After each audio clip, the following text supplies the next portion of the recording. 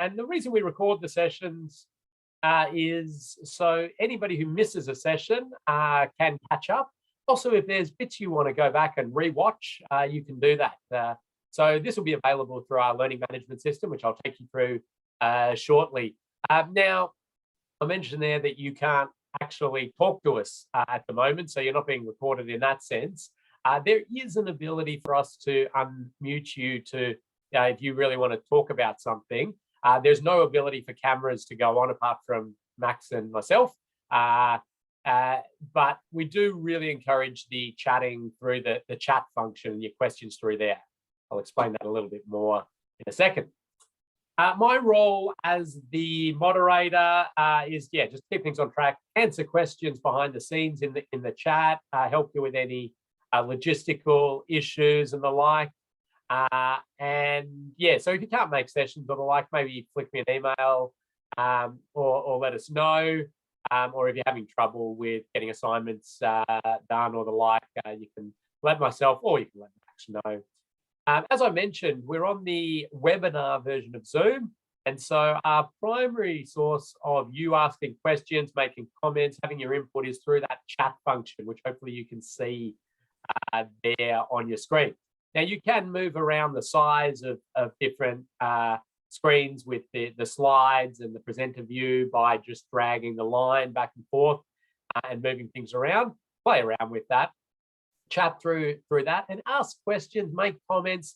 And we like it if you use the little arrow that drops it down so you can do it to everybody. So if you want to make a comment on something, you can make that comment to everybody or everybody can see the questions.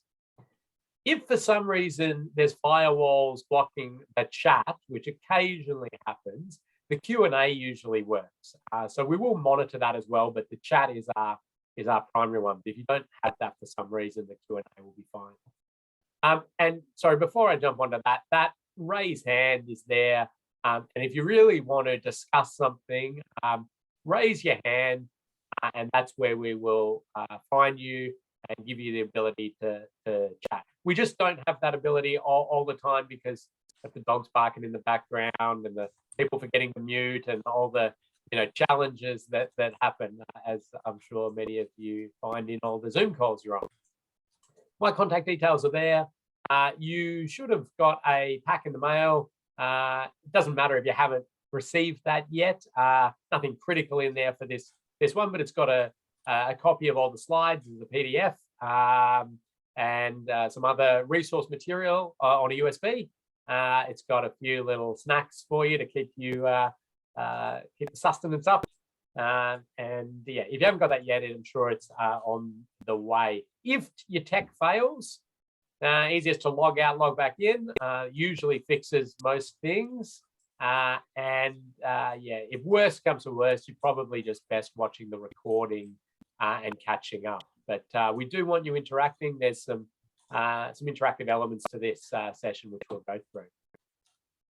So I'm the principal engineer at Safe System Solutions. We're a road safety consultancy. We're based in Victoria. We've got some presence in Queensland, and we do work across Australia and New Zealand. And my colleague here is Max McCarville, and I'll let Max introduce himself. Yes, good morning, everyone. Thank you, Ken. I am Project Development Lead here at Safe System Solutions and heavily involved within the cycling space for several years now. At the moment, working for Safe System Solutions, but previously I was working within the Department of Transport or Vic Roads and working within the cycling space and delivering cycling projects kind of at a statewide level and determining exactly which projects we should be funding and the reasons we should be funding those ones. But heavily involved currently in delivering designs, auditing designs, going out there, actually inspecting different sites and just keeping up to date with what's best practice for cycling infrastructure, which is what we'll be talking a lot throughout this session. So thanks for joining us and I look forward to getting into it. Yeah, thanks, Max. And yes, I heavily involved in cycle auditing and development of cycling infrastructure with Max. And we really just wanted to share a lot of these learnings and show lots of examples to others and the idea of us being able to do that online and making it easy to access was really attractive. So we put this course together and developed a few little tricks and extra resources, which we will take you through over the next few sessions. Okay, now you should have access to this thing called Moodle. Moodle is our learning management system. You should have received an email from Safe System Solutions that gave you access to Moodle. If you have not got access to Moodle, you're going to need to get access to Moodle, because that's where you do the quizzes at the end of the sessions. That's where you upload your assignments. That's where you get your certificate at the end of the course. It's all run and housed through there. So make sure you've got access to that. Thanks to those who also introduced themselves to the group. It's lovely to sort of meet people in that virtual way, so you can put a little description about yourself in there and others can see that. So thank you to those who have done that. Now, maybe look in your junk folder if you haven't received that email, see if you can find it. And if not, get in contact with myself or Max, and we will make sure it's resent, or we'll get you access. I'll take you at the end, just show you live into Moodle where you'll be able to do the quiz. Okay, a couple of little things to keep you engaged. These online sessions, there is a temptation to do your emails or design that Copenhagen lane while you're listening to the course. But we've got a few things to try to keep you engaged with our content and active. And one of them is Wally the Wombat there. So Wally the Wombat is a warning sign. You can see an example of Wally there. Now, what you are required to do is count the number of times you see Wally appear in the slides for this module. And yeah, so at the end, there's a quiz, which is going to be questions about the content of the course. And one of the questions is, how many times did Wally appear in this session? So your current Wally count is 0, because this is just an example Wally. So I'm going to cross that one out. So 0, but that's what you're looking for in a slide somewhere. So just get a scrap of paper, keep a track of how many times you see Wally. It will be a question. There are a few course requirements here. We have some competency requirements in order to gain the certificate of successful completion of this course. You need to attend all webinars and ideally attend live. If the world is crazy on you and you can't actually get there live, you can view the recording of them, but we really prefer that live interaction, so you can ask those questions and the like. We need you to complete all set tasks, so that's some quizzes at the end of sessions, and then we do have assignment, and then there's a little interactive or site visit style assignment at the end. Nothing too onerous, and it should be fairly easy and quick for you, but there's actually some stuff to do there, and you will be marked on those, and Max will provide feedback because we need you to get that 80% pass mark. Now, we're here to support you through this, and if you are to not get that 80% pass mark, it's just as much a fail on us as it is on you. So we're going to try to ensure that that doesn't happen. So if you're confused by anything, if you don't understand stuff, get in contact with us. Max and I are available to have one-on-one phone chats or Zoom catch-ups or answer emails as we go. You've got lots of material. You've got the recordings of the sessions, the PDFs and slides. I think you should be okay. But yeah, don't feel that you're on your own there. You've got us available to assist. I want to acknowledge the traditional owners of the many lands on which this training is running. And we do have many lands, because we've got people in every state of Australia and in New Zealand attending this session. So we've got a varied group, and it's lovely. And I pay my respects to elders past, present, and emerging across the many lands. Before each session, a couple of minutes before, Max always runs a little bit of trivia, and it's always fun. He always comes up with some amazing questions. And if you answer the questions correctly and you're first to do that, you'll win a prize. Also, throughout the session, Max does give away prizes for people who answer his questions in the chat correctly, or ask really good questions. So there's lots of chances to win prizes along the way here if you're engaged and interacting. And how do you get your prizes? Well, when you successfully complete the course, we're going to post you a hard copy of your certificate. You're going to get an electronic copy through Moodle, but you're going to get a pack in the mail with your certificate and any prizes you've won along the way. So I'll be keeping a track of prize winners. So ask lots of good questions, answer Max's stuff, log in a little bit early for the session and answer some of that trivia. Okay, Max, I'm going to hand it over to you, and so you can take the screen. But if anybody has any logistical questions about the course now, type them into the chat. Because Max is about to get started on some content. Remember, I'm going to be behind the scenes the whole time here, answering bits and pieces in the chat, feeding questions to Max as they go. So yeah, get active on that chat. And yeah, if you do have logistical questions or anything like that, pop them into the chat as well. Or feel free to email me. Anything I missed, Max? I think you covered it perfectly. Thank you, Ken. And yes, welcome everyone. As Ken touched on, we do have lots of different jurisdictions here today. So you'll see a lot of the content here is, it's not necessarily tailored just to one jurisdiction. So we do encourage you just to make sure that whatever you're applying relates to your specific state or your government, just to make sure you're adhering to those particular guidelines. But what we do have, we continue to mention what is best practice, and there are a lot of overlap between the jurisdictions, but we tend to include examples where we would consider that best practice. So it could be from Queensland TMR, it could be from South Australia, from Victoria, etc.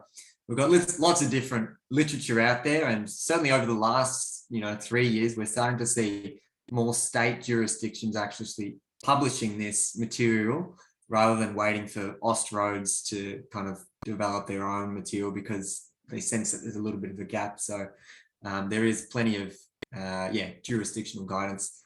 All of that material is hosted on our learning management system, which we'll go through at the end, and it should also be on the USB that hopefully has arrived by now. But anyway, that's enough for the administrative side of things. We'll get stuck into the session agenda for today. So we are going to be talking solely about off-road paths today, or shared paths. And we acknowledge as designers that these are generally the best facilities that you can provide for cyclists, for just general cycling uptake. If you want to get the general community riding, this is the most attractive facility. It's away from the road. You're generally riding in a much nicer environment, with greenery and things like that. It's wider. Yeah, you don't have all the traffic and congestion to worry about.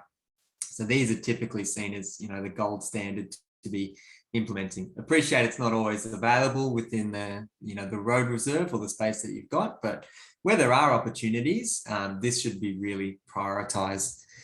And there are still methods that, separate what would be considered, a good off-road cycling facility to best practice off-road cycling. So that's what we're going to go through today, is talk about, well, what is the best practice?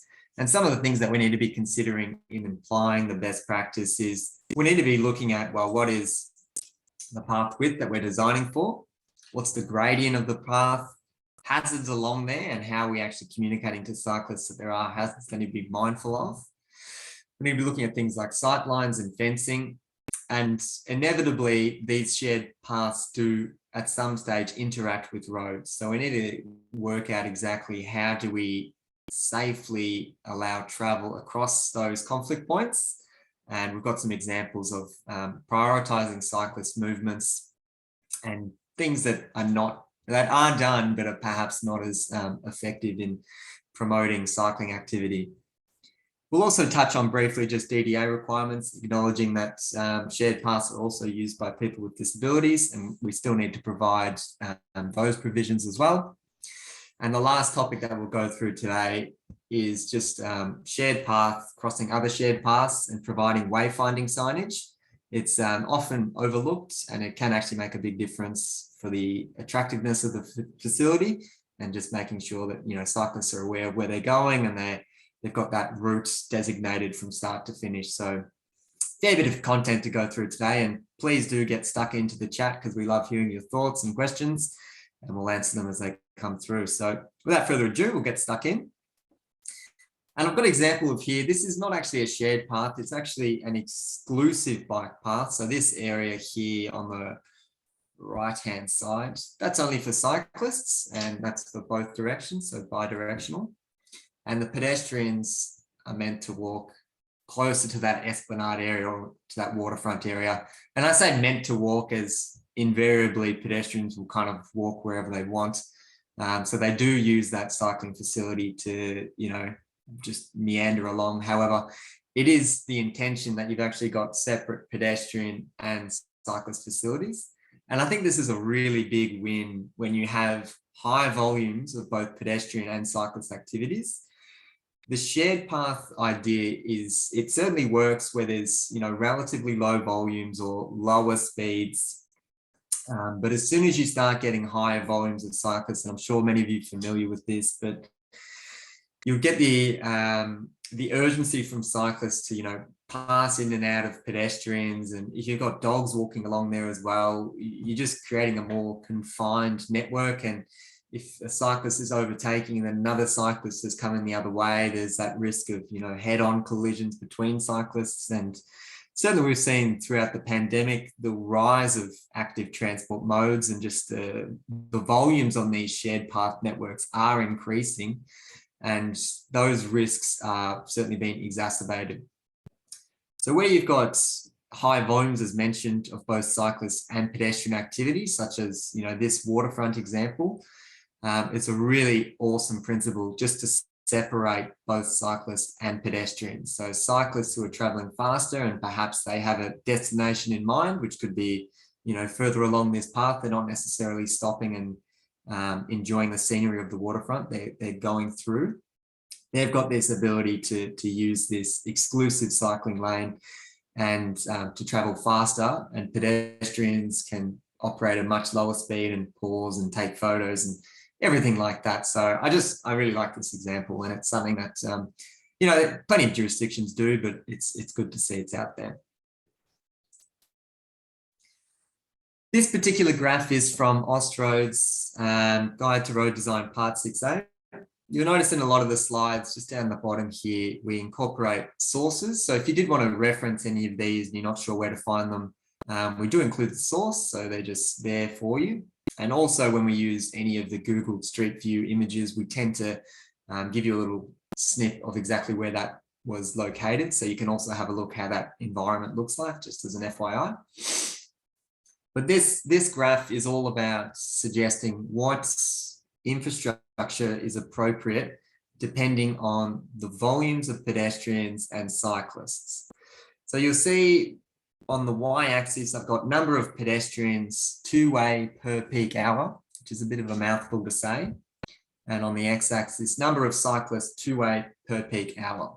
And if you're working within a greenfield site or you've got a new development or something like a new subdivision, you would have to estimate this. And it's obviously best to estimate for future growth and, assuming that these facilities are going to be more popular than, I suppose, current demand. But what this graph is basically detailing is as soon as your cyclist volumes and pedestrian volumes are starting to, increase dramatically, you're seeing that they're actually recommending things that are separate facilities. So footpath here, bike path here. So in just like that photo that I showed you before, and that's kind of evidence of that is when you do have the high volumes of both the vulnerable road users, rather than making them share one path, you'd like to instead design two separate facilities. So bicycles go there, pedestrians go there. Where there are lower volumes, that 3 meter shared path is typically seen as the standard, and that's consistently applied kind of across the network. So that's a very common width to have for shared paths. Ostroad also uses this definition of local access paths, regional paths, recreational paths. And they're basically just a way of classifying different volumes and I suppose the path environment as well. So a local access path, you wouldn't expect, and just stop working. Local access path, you wouldn't expect, high volumes. It would just be connecting residents within that area, and you hopefully wouldn't see high volumes there. So that is not really considered a best practice example. If you have a look at just that width there, those two pedestrians are walking just side by side, and there's no ability for a cyclist to overtake them or an oncoming cyclist to move around them. It's a super narrow environment.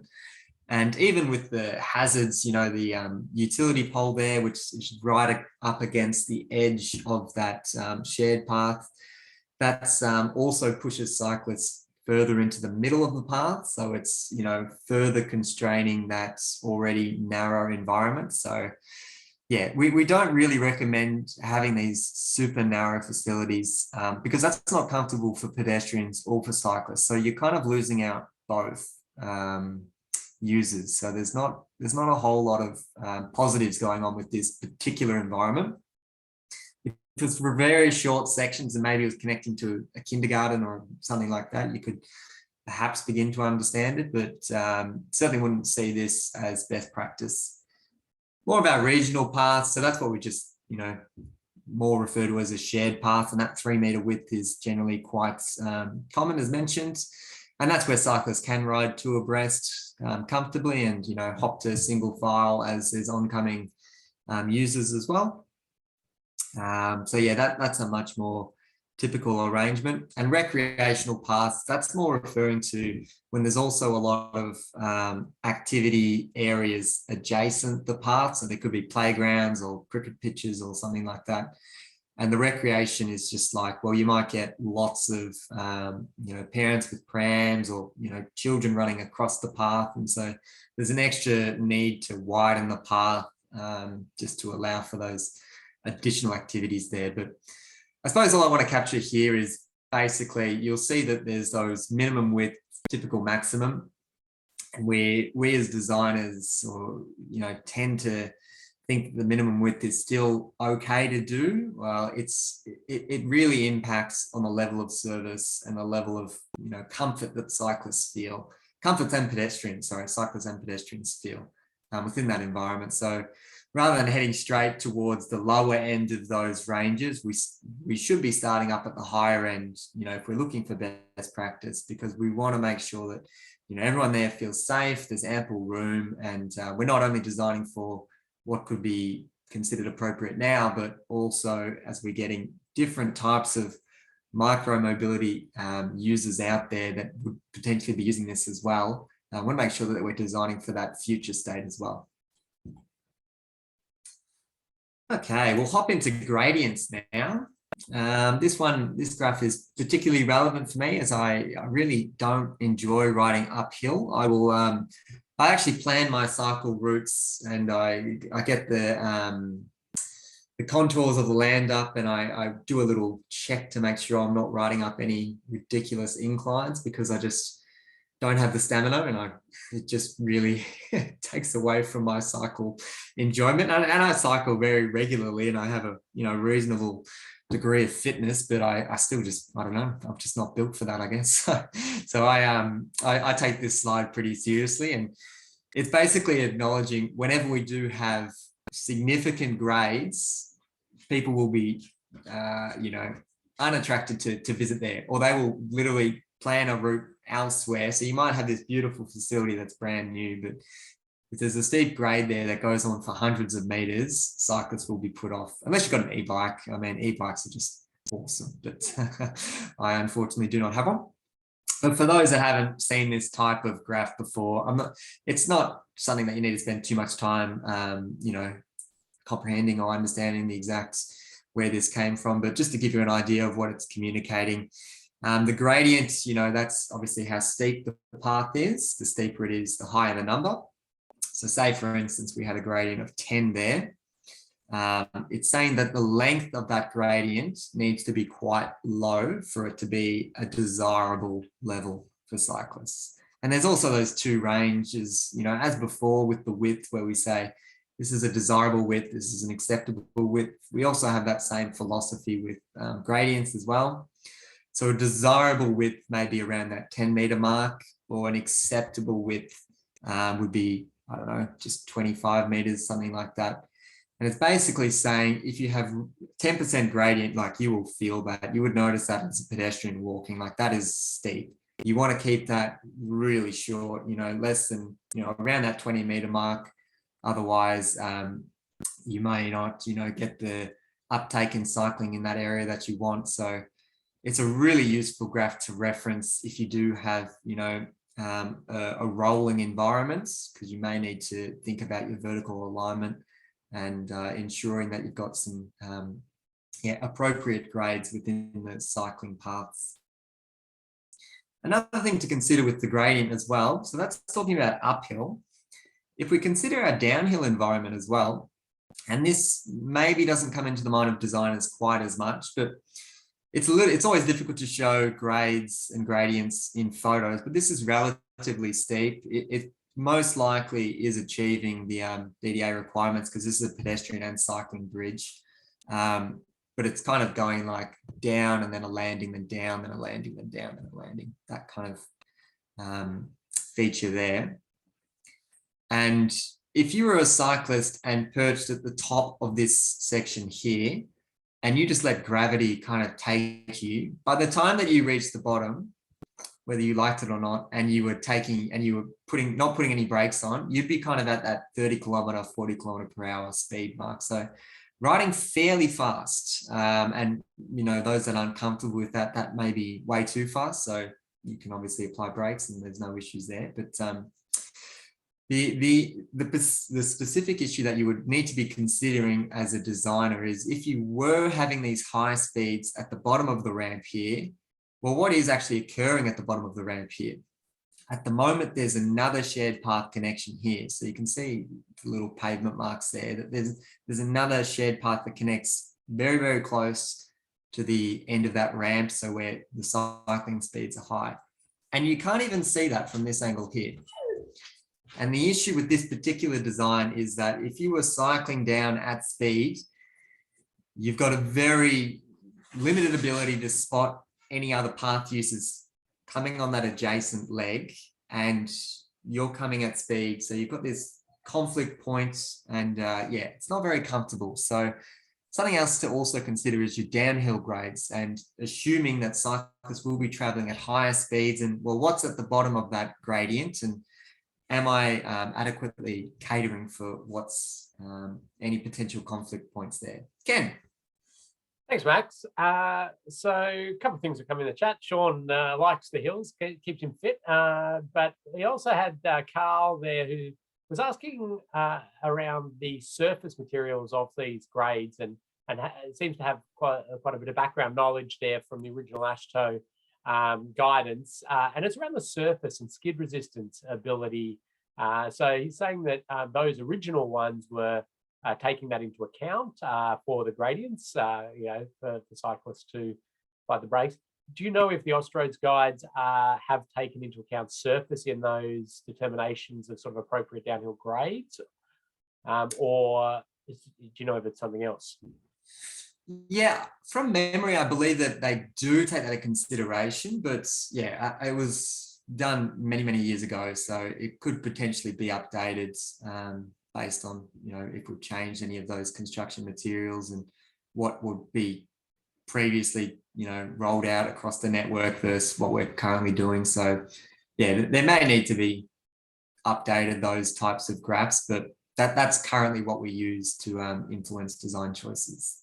Yeah, but I think the principle is a good one from Carl to think about that on a downhill like this. If you absolutely can't do anything, that bottom bit with some good skid resistance treatments, it would be beneficial as well. And Matt's put in an example to everybody of the South Australian path there with average 8% grade and 300 metre section 20% grade. It boggles the mind there. I'm out of breath just thinking about it. That sounds stressful. Yeah. Thanks for that. So I'll keep monitoring the chat. Keep comments coming in. Fabulous. Thanks everyone for contributing. Just in terms of what you could actually suggest to improve this design, probably very difficult to change the ramp grades, given this is an as-built design. And as I mentioned, this is likely already compliant with existing DDA requirements, just making sure things aren't too steep for too long for wheelchair users and the like. So assuming that those requirements have been met, you could actually look at shifting that conflict point, because as mentioned, you can't really see it as a cyclist heading downhill. But if you were to move the adjacent shared path further along, and my pen has disappeared.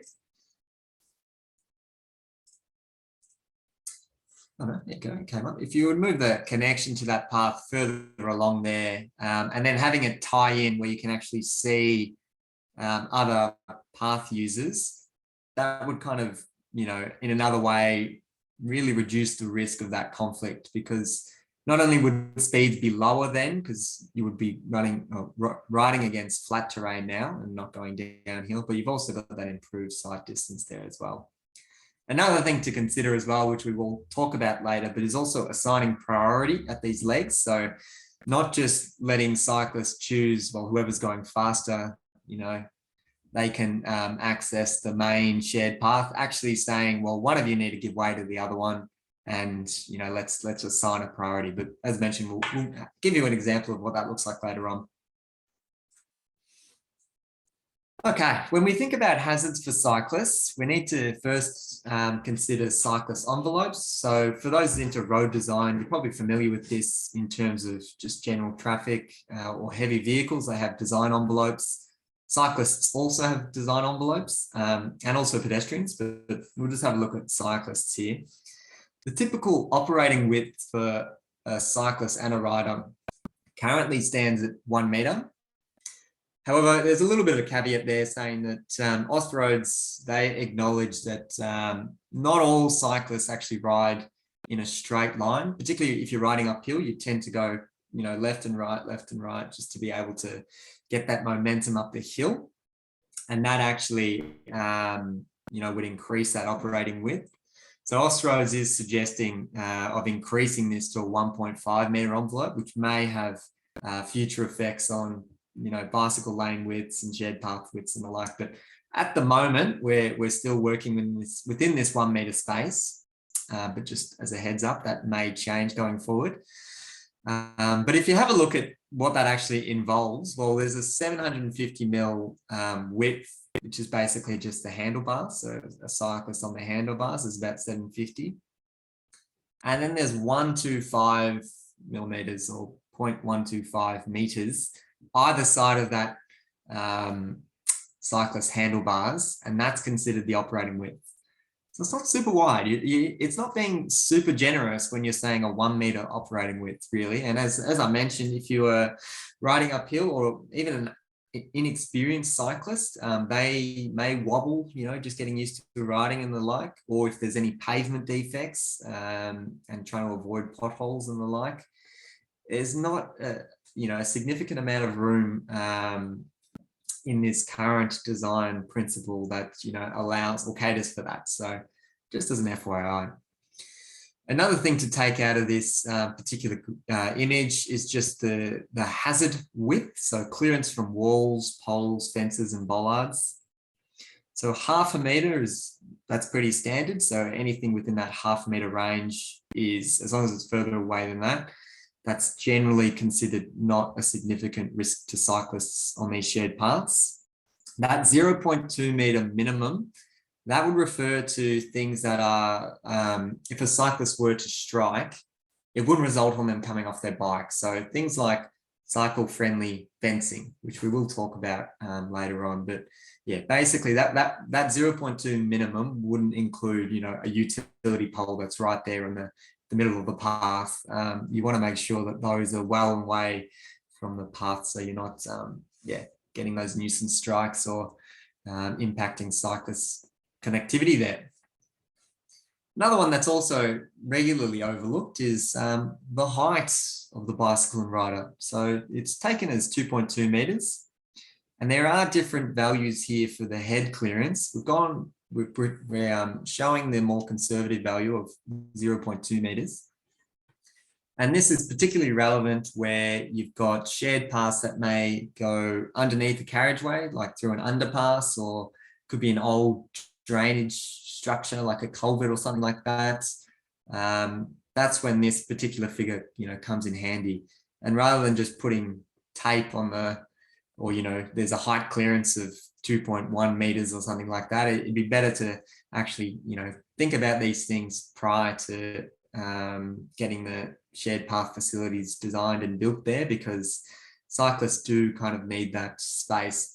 And even if a cyclist was riding underneath so 2.2 plus the 0.2 meter head clearance, so say if there was a 2.4 meter structure, a cyclist was riding underneath, intuitively a cyclist would tend to crouch down to avoid that. So it sounds like that's quite tall, but it already feels like it's coming into your space as a cyclist. So that's another thing just to take into account, I guess.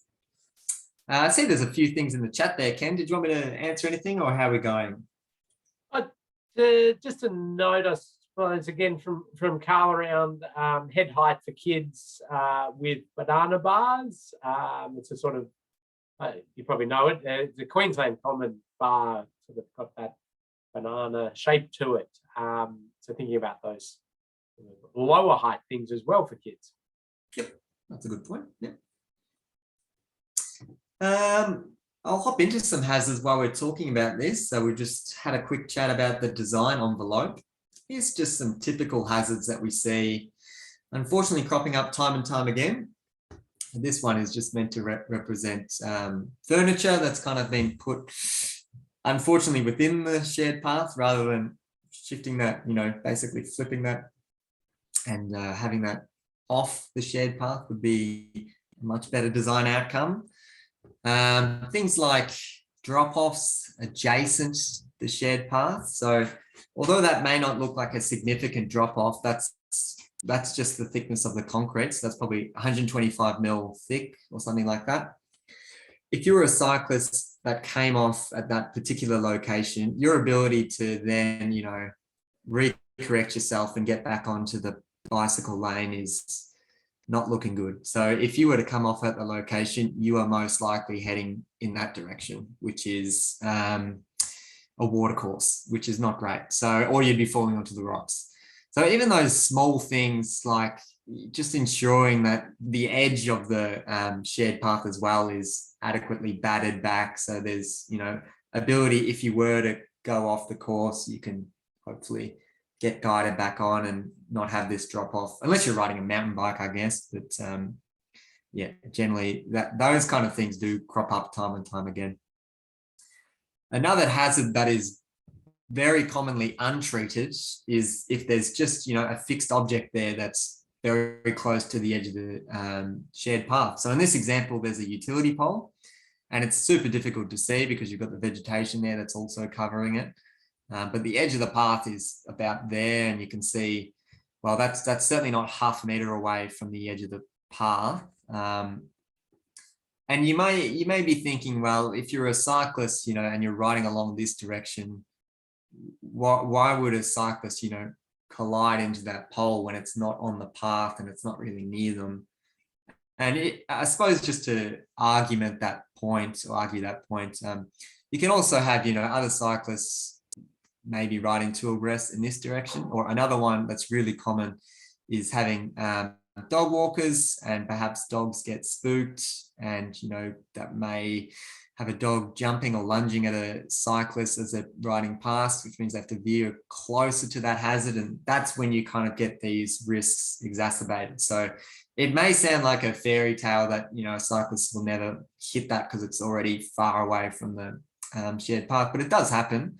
And there are instances, particularly in the shared paths, where you need to be thinking about all the types of situation where that can happen. So yeah, you're much better off either bringing the hazard back away from that design envelope, so you've got adequate space there, or, as I'll show in this next example, clearly articulating where the hazard is. So As mentioned, it's much better practice. Let's move the hazard away from the shared path. But in this particular example, they've shown that there's a hazard there.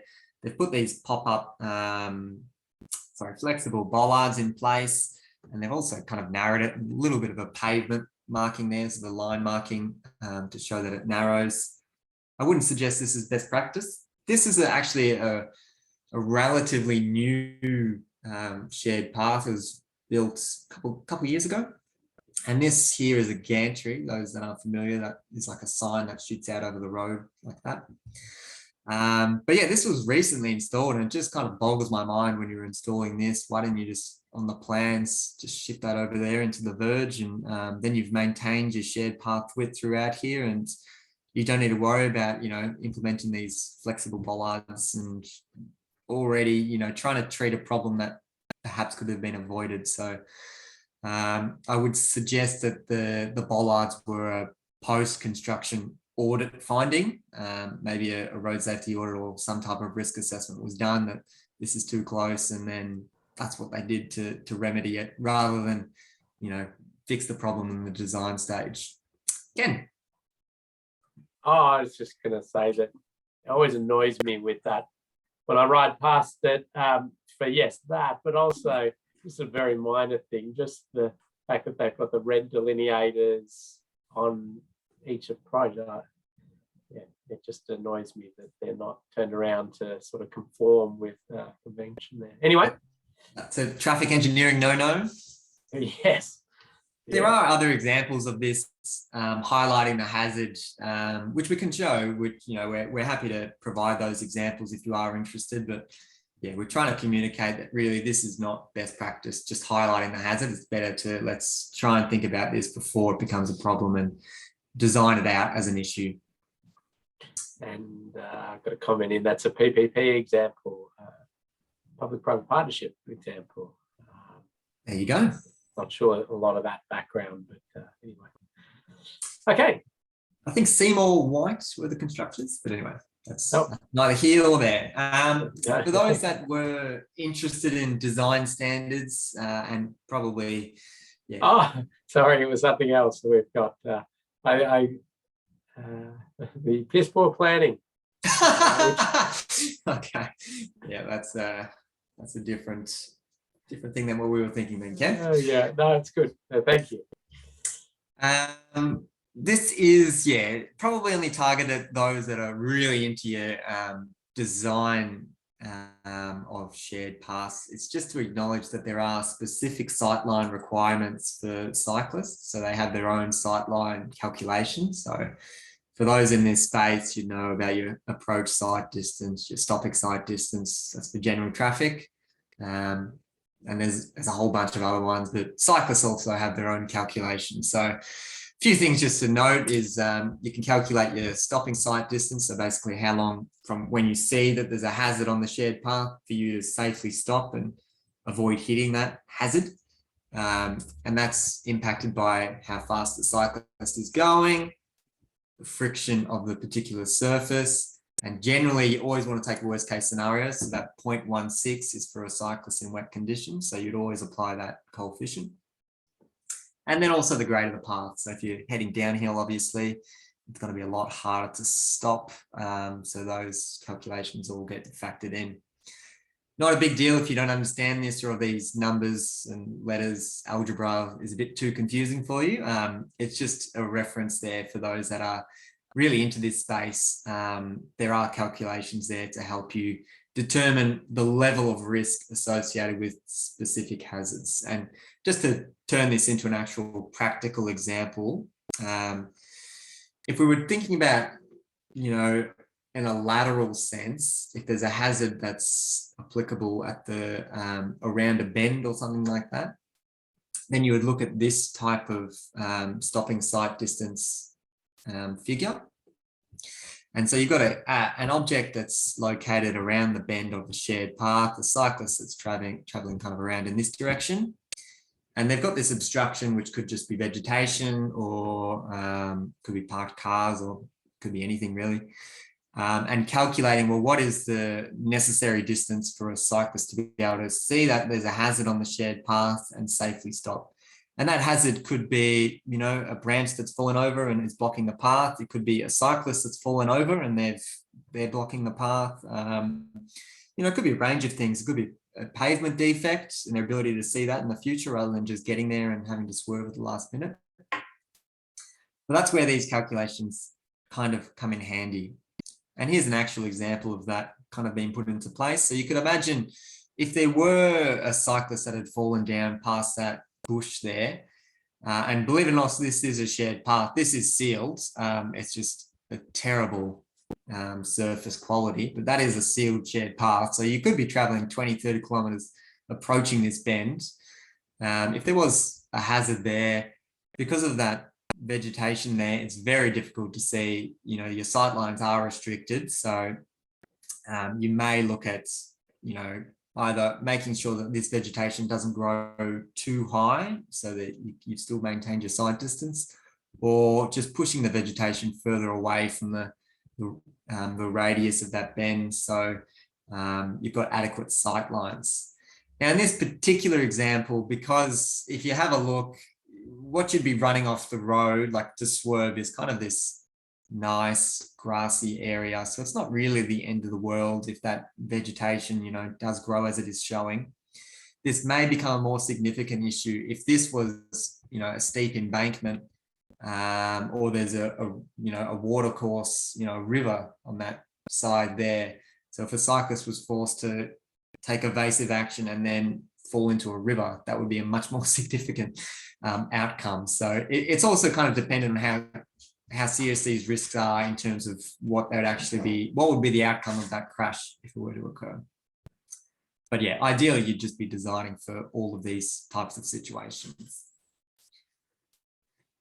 Okay, which leads us to fencing. So in that example there where we saw a tight bend, you could look at including some fencing there, and there are some requirements in the Austroads Guide to Road Design, Part 6A, which suggests when particular fencing types are required.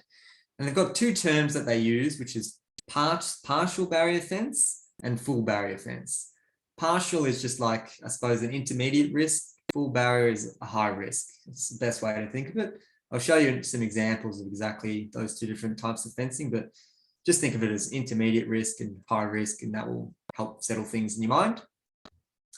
But just to take you through these particular metrics of how they define the risks and when fences are required. So if you're thinking at applying a fence at a vertical drop, if the actual vertical drop is less than 2 meters away, and the Y, which is the depth of that drop, is less than 250 mil, it's saying that the fence is not required, but it's saying that with an asterisk. It's saying that instead you should be battering off the surface. And for those that aren't familiar with that term, it's just saying, well, don't worry about putting a fence there. Just put in some, you know, compacted rock or some soil and just build a batter there. So there's a nice smooth surface there instead of just this drop, which makes a lot of sense. Like that you would hope that construction companies, when they're out there building these shed paths, would just immediately see a drop off and think, I should probably batter that off. But unfortunately, it doesn't always work out like that.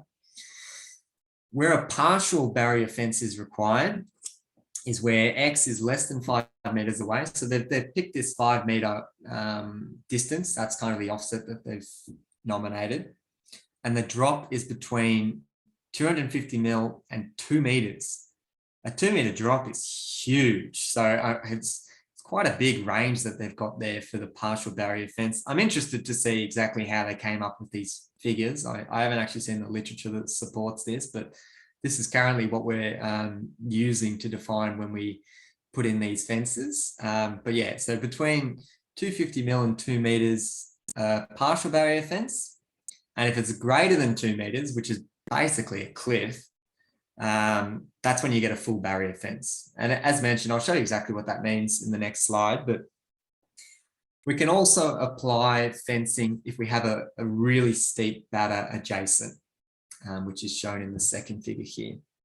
So a fence is not required where there's a more gentle slope. I'm not going to go through the exact slope requirements, but it's at 1 to Z. For those that have calculated slopes or gradients before, that will be probably a familiar term to you, but for those that haven't seen it, no stress. We're not going to be, this won't form part of the quiz. This is just, if you are ever involved within this space, maybe just flick back to these slides and head to the relevant resource and the Ostroads there, because we just want to make sure that people are aware that these things exist.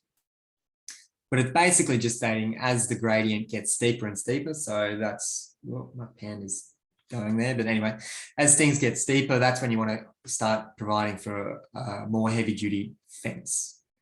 And the most important feature of these cycle-friendly fences, these are the two examples that I said I would provide. So this is a partial fence, and that's the full fence.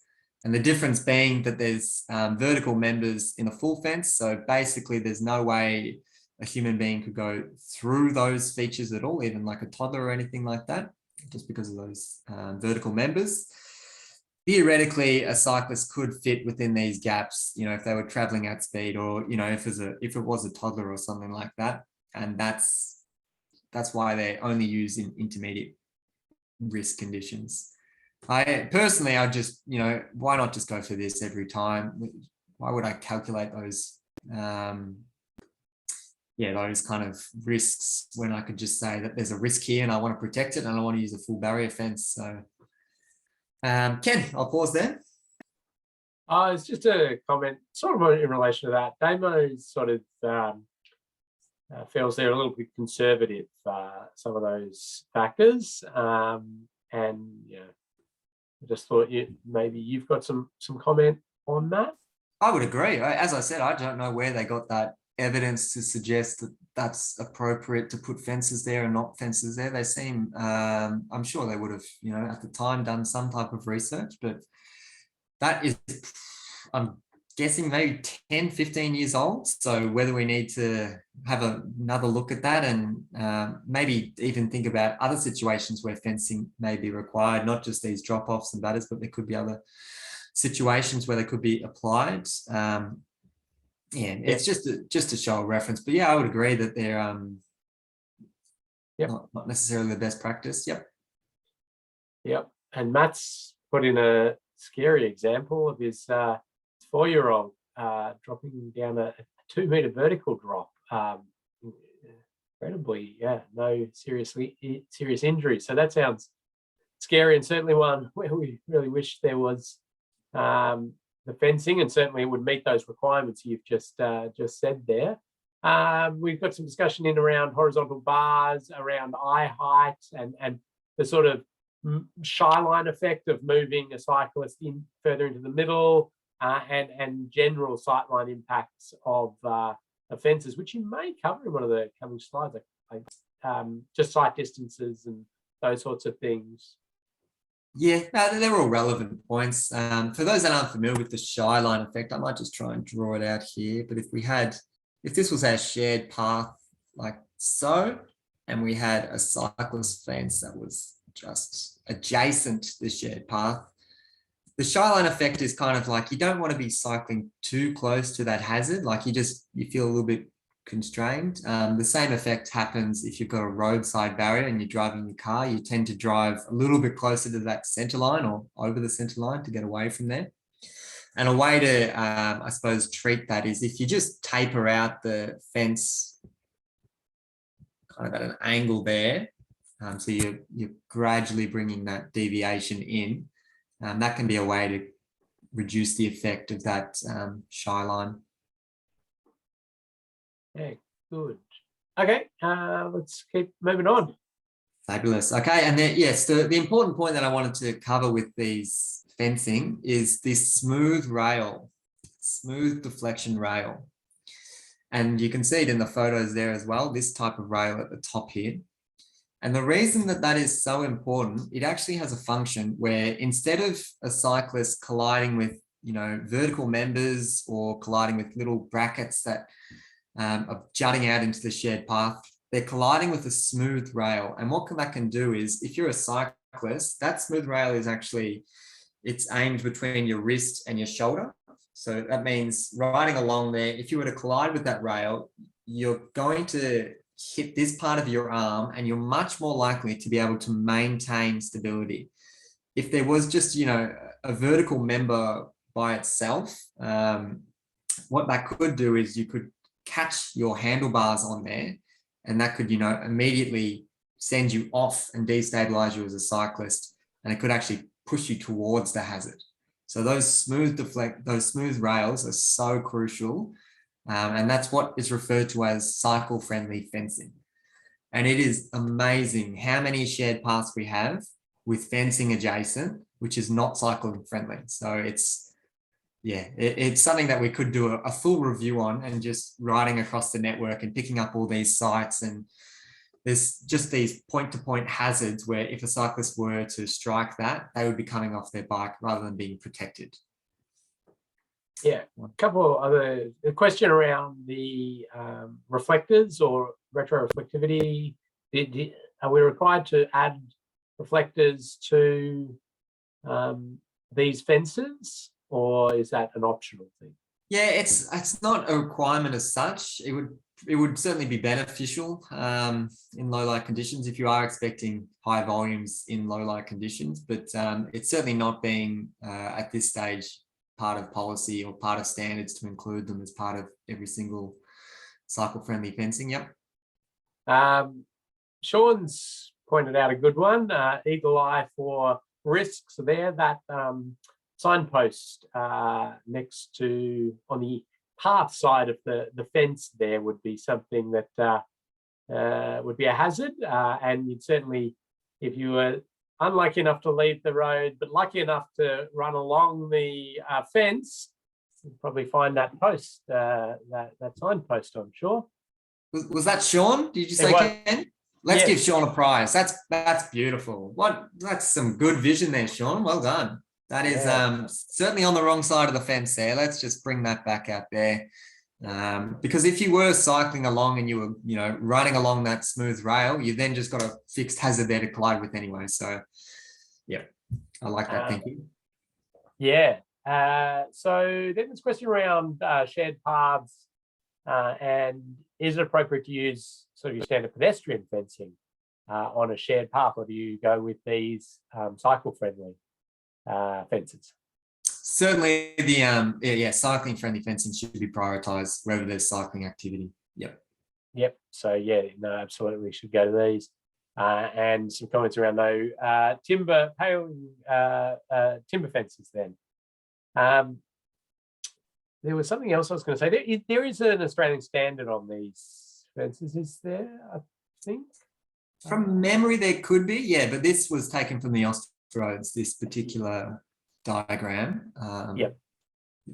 And I think the Australian standard goes into some more of the actual materials and the welds and those sorts of things rather than the choice and the like. Just a quick one while we're chatting. Fiona's pointing out we've had a recurring theme of residents adjacent to the past pushing back a fence due to the visual impact. Lots of discussion about balancing risk mitigation with the visual aesthetics of an area. Any comments on that? We get that with road safety barriers as well, quite often.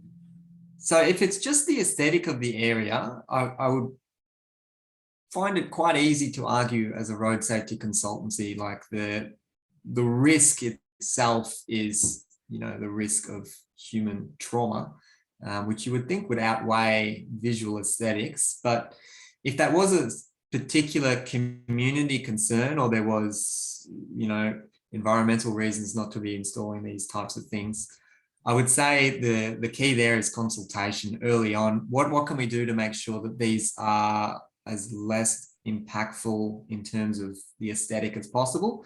You could maybe look at, I don't know, getting the local primary school to paint all of them or something beautiful, or getting a designer out there to architecturally make these look or form part of the network itself. Just suggestions here, but I think there's such an argument to say that if you do not provide the fencing where they're required, that there is risk. Yeah, and there's good discussion sort of going on in the chat there, which is exactly what we want to see, people having a chat about it. And community consultation. I mean, that's a whole other many-day discussion we could have about the sort of co-design process or ways that we can sort of bring the community along in these journeys of trying to get safe outcomes with keeping what they see as important aspects of the area and all sorts of challenges. But I think we better keep ticking along, Max. We've got a little more to cover, and I want to make sure people see Moodle. But please, keep this discussion happening. Gareth has also pointed out TMR has a maximum mesh opening in the fence of 25 mil to avoid snagging a foot peg or a handlebar or the like, which is good. Yeah, TMR have released some fantastic cycling literature late last year, and that's uploaded on the Moodle as well, and it's just such a good resource. So really encourage everyone to have a flick through that. Just staying on this fencing topic, we just talked about fencing at this type of height, but if we also need to consider things that could be at a lower height, and the reason that could be an issue is it creates a pedaling risk, so striking the pedal there. So things like planter boxes are regularly adjacent to a shared path, which may not intuitively be seen as a risk to designers. However, striking the pedal, particularly if you have clip-on shoes as well, and getting your foot basically smashed into these hazards here is something you need to be considering. So fencing can be taken at that 1.2 meter height, as well as things that are much lower as well. I've done a lot of talking so far. I might actually open up a poll if that's okay, Ken, because I've got a photo here that shows a shared path crossing a road. And to tell you what, I'll just move that banner down a little bit so you get a bit of a clearer look. This is a shared path running in the median of a carriageway, and it's crossing over a road here. And if you could launch the question, Ken, it is, do you think we should be installing fencing along this shared path? So I'll do a little sketch of what I'm talking about in case that's not clear, but would we like to see within this environment a fencing kind of on both sides and running all the way along there as well, and making sure that we've got the smooth deflection rail as well, so we're not getting any snagging on handlebars and the like? But do you think within this environment we require cycle-friendly fencing? Now, the poll should have popped up on people's screen. If it hasn't, probably, again, something to do with your firewall. Don't get too stressed. You're not being marked on this. It's just a bit of engagement. You can move the poll box around so you can look back at the photo if you want. We're seeing a lot of you seem to have worked it out. The answers are coming in. I'll give it a little bit more time, see if anybody, we nearly got everybody. Maybe somebody's out. There we go. We've got everybody's answers, and I'm going to share the results, Max. Thank you, Ken. So we can see the majority are saying that no, fencing should not be installed along the shared path. I would tend to agree with that. We don't really want to be putting it there if there's, just for the sake of putting it there.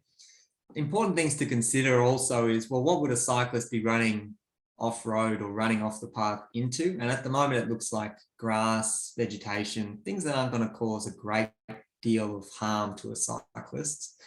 You'd be more looking at installing it if there were significant hazards adjacent the edge there. But for those that have said yes, I can also understand, well, maybe you're saying yes because you're worried about, the poles that are close to the edge of the path and that pole there, and just making sure that we're not getting cyclists to strike there. So kind of use this as an example that there is a degree of professional judgment in making these decisions, and you could argue either point, but it would be a matter for design team collectively understanding what is the level of risk there, what would be the outcome of a crash if it should occur, and going from there. But yes, good to have that feedback, and good to have everyone engaged in the poll as well. We usually get a few people that are having issues, but no, everyone's got participation. It's excellent. Yeah, a couple of other points just popping in, and looks like everybody's really got warmed up on the chat, which is great. That's what we want. Good interaction. Cal's just having some more discussion about the surface and the exposed aggregate style path and potential challenges of skid resistance maintenance, which I think is, really important to think about the path. A little bit of discussion about potentially improved readability for drivers of fences and expecting things, but then also people talking back about potential sight line blocking issues if fences were to be put in and drivers going through. So it's good discussion. So that's probably about it. Some little discussion about the sort of cost of some of these treatments also on long lengths and the like, just to think about. But good, keep the discussion coming, and Max, you can keep ticking along. So with this particular example, the reason we've used it as a photo here is we can see that the shared path actually crosses, it's actually a median opening, but we'll just say it's a carriageway. It's a part of the road. And you'll see that vehicles, they actually stop and give way to cyclists and pedestrians that are using the path, which means the priority has been assigned to pedestrians and cyclists. So the shared path has priority. And that is awesome to do. Considering in this particular example, there's these median openings, say every 300 to 500 meters. If you're a cyclist and expected to stop and pause and wait and give way to every single vehicle, which is would be fairly often, as it's a common movement, it would just really impact on your comfort, your attractiveness of riding this facility. You may not even use this as a potential route. You might just prefer to cycle on the road and then just head through all these intersections with the green lights and stuff like that. So the fact that they prioritize cycling pedestrian movements here is such a big win. And if you are looking at any of your strategic cycling corridors, you may have different titles for it in your jurisdiction, but if you've nominated for cyclists, they have the priority, or they're considered the road user that is warranted the most important within that space, then you should be prioritizing their movements as well. That's really critical to see. And that's generally where shared paths are built. Shared paths are generally built where you want to see high cyclist volumes and you want to be getting lots of activity within there, then you should be prioritizing those movements across these conflict points. Got a couple other examples of what this actually looks like on the ground. This one's in Victoria, and you can see they've just used a contrasting pavement color to indicate that cyclists have priority across. There's also the give way to symbolic pedestrian and cyclist sign. And this one here is actually in Brisbane, Bicentennial Bikeway, which is a fantastic facility up in Brizzy. And they've used contrasting pavement, a red one kind of on approach to the conflict point, and then they've used, just the standard green facility across there. I might actually pause. Yeah, we've got a little bit of time. I'll pause here for a quick question to the group, which is, I tend to prefer the example that's given on the left there.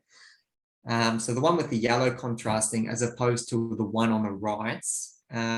Interested to hear any feedback as to why I may recommend the left one as best practice as opposed to the right one.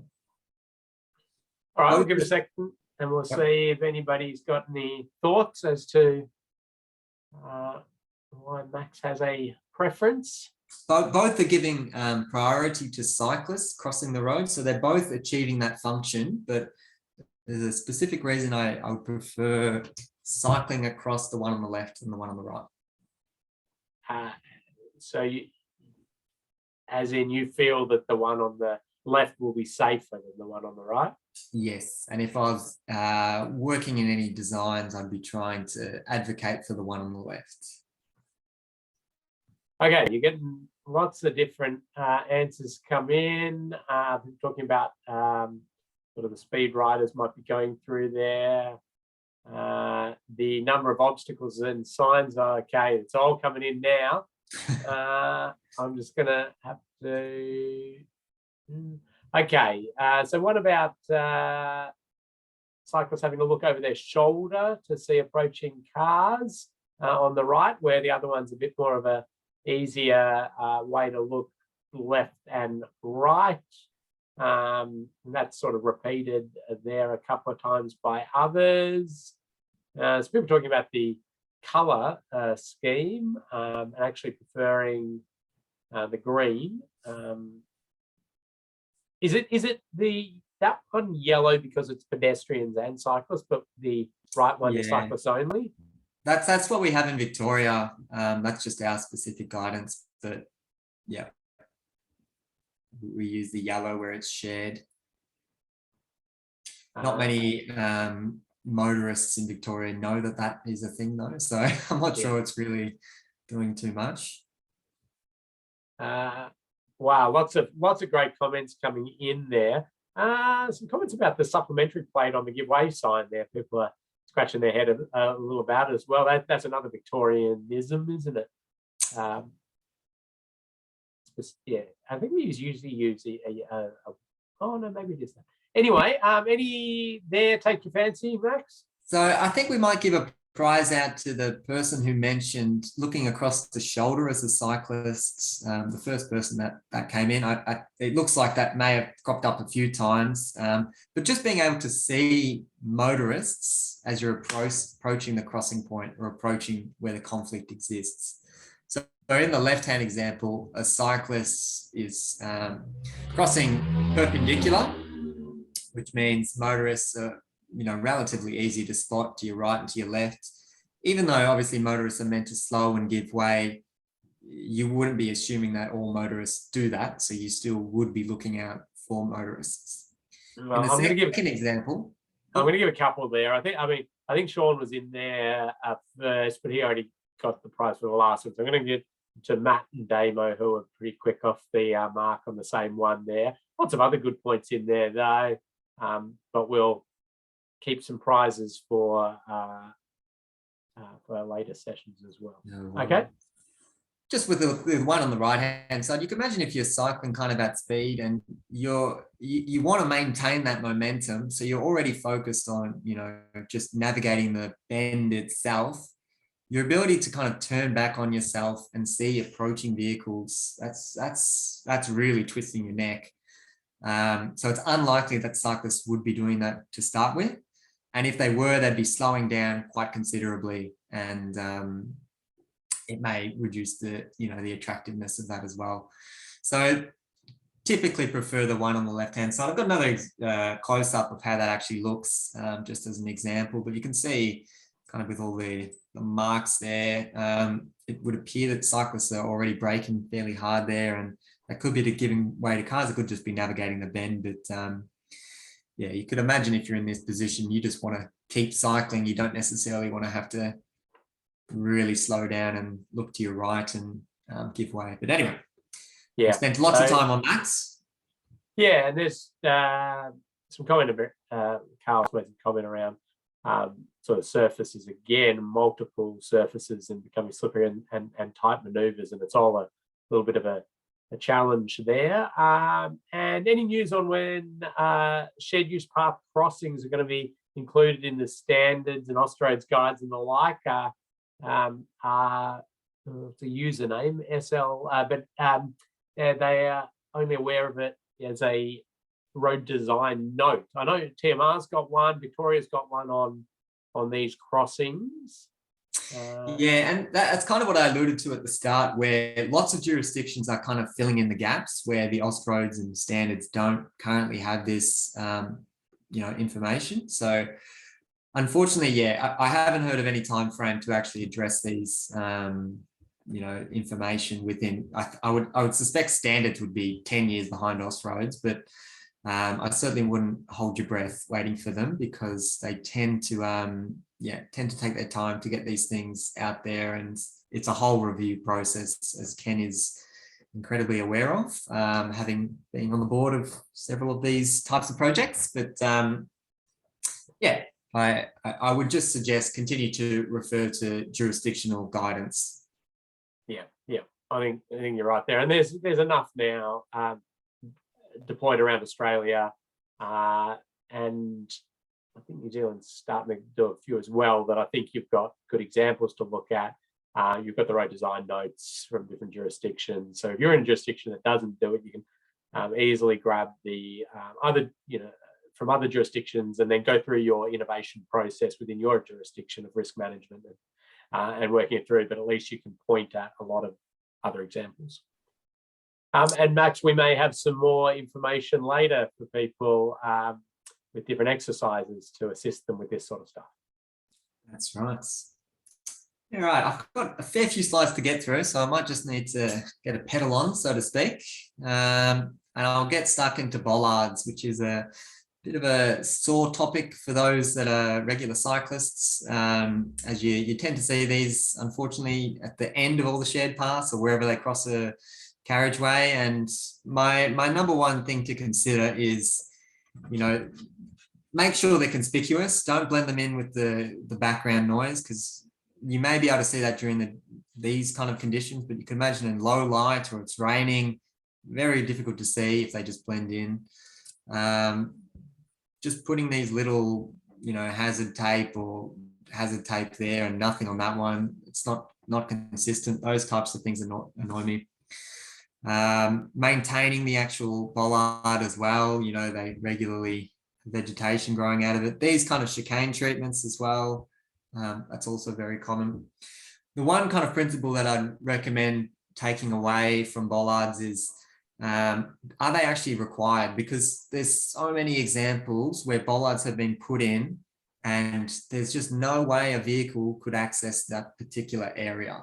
So it kind of stands to reason that bollard has been put in place purely for maintenance purposes. So maybe once every couple of months, a maintenance vehicle happens to drive down that particular location, they've put a bollard in there so they don't drive any further. And I would dare say you've got a better outcome just having a conversation with the maintenance regime to say that's where the route ends. You can't drive any further, or even geofencing, so that, those maintenance vehicles are aware that they can't go any further, rather than putting a bollard in there, which is a permanent hazard for all the cyclists. And as before we alluded to, you need a 0.5 meter offset from the path width or from the cyclist envelope to a hazard. Well, you're certainly not getting that in this example or in any of these examples seen here. So they are genuinely hazards is what I'm trying to allude to. And just as a case in point, we have this one here, which was, you can see, been struck several times. This is on a very, very busy commuter cycling route here in Melbourne. And this fellow here actually collided into it, as it looked like in this photo. After it got collided into, council went out there and gave it a bit of a facelift and popped some new hazard markers on there, but they didn't get rid of it. They just kind of made it more conspicuous. But I just wanted to include this. This fellow, he actually suffered 3 broken bones in his wrists, as well as facial injuries when he collided with the bollard. While waiting for the ambulance to arrive, 2 more cyclists hit the same bollard in that period of time. So not every cyclist injury is reported, and you may not ever hear of it. However, that just one incident may be enough to deter a cyclist from riding ever again. It can be that significant. So I really just want to communicate, like, do we need them in place? Are there other measures we can put in place to mitigate the risk, rather than just going straight for a bollard? If it is required, this would be considered the best practice, where you're using landscaping or something similar to reduce the risk of entry by motor vehicle. An example of this can be seen like here. So you can see, a vehicle is not going to be able to drive through here anymore because you've got those bollards in place. However, they're very well away from the shared path, and they've also got a benefit. These are actually luminaires or lights. They're solar powered, which means in low light conditions, they're incredibly obvious that they're a hazard there as well. So this is more what we should be looking at, where we do have a need to actually install some kind of deterrent, but yeah. So just as an example there. As mentioned before as well, we've got a DDA requirement. So shared paths are also used by people with disabilities. So we do also need to be ensuring that we've got all the adequate treatments in place to ensure that we have met the Disability Discrimination Act. So things like tactile ground surface indicators, and maybe different jurisdictions have particular guidance on that, but just as a reminder that the shared paths should still have those facilities to cater for those with disabilities using the shared path.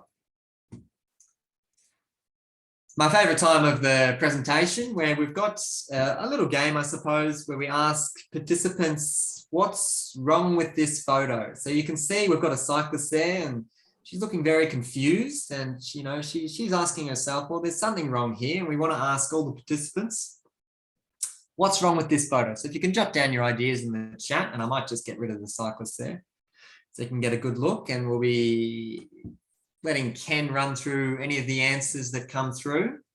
No, they're coming through thick and fast and all very good. Lots of people saying who has right of way and no directional signage, wayfinding, it's unclear priority. Who has right of way, needs wayfinding, that's on direction, priority. Where am I going to go? Fabulous. Yeah, well, that's that.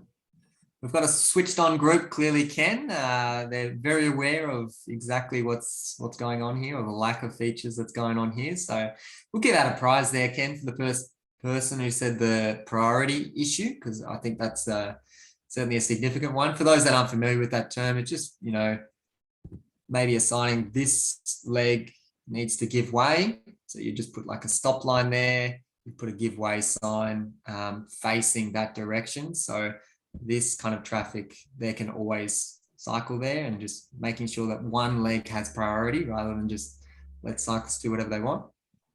But also the idea of, let's put some wayfinding sign on the corner there so you know exactly which route to take at the fork. I stopped and took this photo because it happened to me and I didn't know which route to take. So it can just be frustrating as a cyclist. And also if you happen to, commit to one leg and then find out a couple of kilometers later that you picked the wrong leg and you got to turn around. It's it's just such a simple thing that we can fix and we should be considering as part of the design. So it's not something we do particularly well. Sorry, Ken? I was just going to say, I'll give out two prizes, one to Kathy and one to C.A. Elliott. Maybe a username, we'll find out who that is. Because they both had or wayfinding and the who has run away. Fabulous. Not something we do particularly well across Oz and New Zealand. However, Austroads in some respect have acknowledged this, and they've created their own bicycle wayfinding research report, which basically takes guidance from other jurisdictions who are doing it well. So what you may see, I suppose, in Australia in particular is these types of directional signs, which will have, the bicycle symbol in some aspects, directions, and also how long it takes. Sometimes that's in kilometers, sometimes that's in minutes. So either kind of work, but the main thing that we continue to see is there's a complete discrepancy in how particular jurisdictions, and not just state jurisdictions, but council, local government area jurisdictions actually sign these particular routes. And it's really important just to make sure that cyclists know exactly where they're heading. They're on the right track. They don't need to worry about or get their phone out to see exactly where they are. They have confidence where the route is going. Here in Denmark, you can see they use a numbering system. Route number 2, that goes to the church. Route number 6, that goes to the railway station. Just follow number 6, you'll get to the railway station. That kind of idea, super simple. And I really appreciate it. This one here as well, this is in Amsterdam, similar approach. It's got the distances as well. You can even see different users as well. But all of those routes are spelled out exactly what number you're on, and then also just a handy little map so you can confirm exactly how far you have to go and things like that. Sounds really straightforward, but it is overlooked very frequently. I'm going to touch on this last slide, Ken, and then I'll get you to hop onto Moodle. But just something to consider when you're looking at shared paths. Crossing shared paths is, well, as we've already touched on, assigning a priority, but also managing the speeds at conflict points. So in this example, this is in Perth in WA, and you've got pedestrians that walk across in this fashion. It's adjacent a railway station, and cyclists in a shared path that want to head directly across.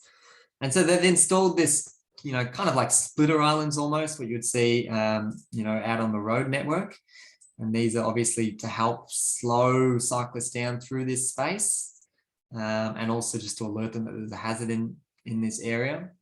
Another way you could have potentially looked to treat this to help slow cyclists down is vertical deflection. So creating, a ramp there, raising the pedestrian crossing point to slow down cyclists. That's just another means of doing it. There's not such an effective example is using just pavement marking, so slow down pedestrians crossing. I'm not sure cyclists would actually slow down if they saw that, but that's something else that could be considered if it's a really confined location. That is the end of the session today. And this is just a photo that's taken at the end of a shared path. And as you can see, it just kind of says end there. There's no continuity to this facility, which is a real shame. There's a massive roundabout over here. So you've got to start thinking about, well, am I actually encouraging cyclists to then hop onto the road and use that massive roundabout? Like, ending the facility is not like the end of your job. You should really think of these more strategic issues, and are you pushing cyclists into potentially dangerous situations? So yeah, feel free to have a look at that link there if you want to have a look at that example, because it's still built like that, hasn't been updated. But that's it from me. Ken, do you want to run through Moodle? Yeah, thanks, Max. We've got 2 minutes to go, so I'll just quickly show you. So you'll log into Moodle, and this is where you'll see, you'll get to the cycling infrastructure. You've got the link to the webinars, which you've already found because you're here. You've got, that's where you can post and say hi to everybody. You've got your resources here, your reference documents, course info, anything you want to share as well. You can plonk a document in there, or some photos, or anything that you want to share with others. And then you'll see module 1 here. So you've got your quiz, and you're going to have to do that quiz. So you just click on the quiz, well, I was starting an attempt, but you can see the quiz comes up, and you make your choice, and you continue on. So there's 10 questions there. One's how many Wallies you saw, and there was, I think some people might have missed 1 or 2 there, but that's all right. And another, so that's the quiz to do. You've got the PDFs of the slides there. And this little one here, Max, which is a 360-degree video. And so if you click on that, it'll bring you up into YouTube 360. And this is where you can use your VR goggles, which should have arrived in your pack. So if you open this up on your phone, so you can either get the link and open it up, or open it up there. As you move around your head, it will move this around like you're actually out there on site. Or if it's not working through the VR goggles, you can have you can just have a look like this. I am on the desktop version, and be scrolling around, looking up, seeing what's there, and looking at these 2 crazy gentlemen having a chat to you, a little bit of an intro. But then it'll take you through a couple of different examples of facilities after a little bit of an introduction. And what do you want people to do, Max? So we want people to start thinking about, there's 2 examples. Have a think, what will you consider best practice and what you would consider room for improvement? And we will have that conversation at the start of next module. Yeah, great. So you've got 1 here, and 1 down the track, which is here. So you're going to have a look at those, have a look at a bit of detail, see if you get the headset going, because it's kind of fun, like being on the bike. And we'll just have a bit of a chat about it at the start of next session.